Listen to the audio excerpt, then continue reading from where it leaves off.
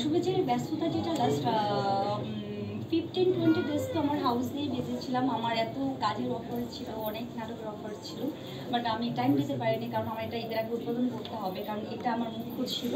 So এখন আমার আলহামদুলিল্লাহ আজকে সবাই এসেছে, এত ভালোবাসা দিয়েছে সবাই আমাকে।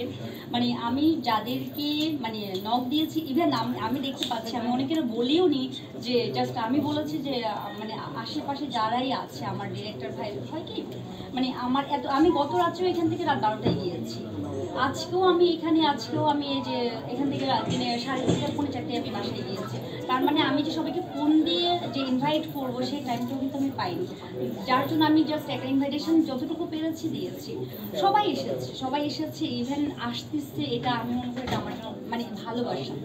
সবাই আমাকে ভালোবেসে যে আজকে আমার হাউসে এসেছে, কে কাজ করলো কি করলো ডাজ নট ম্যাটার, সবাই যে এখানে আসছে আজকে মানে আমার হাউসটা দেখার জন্য, তাতে আমি সবার কাছে গ্রেটফুল।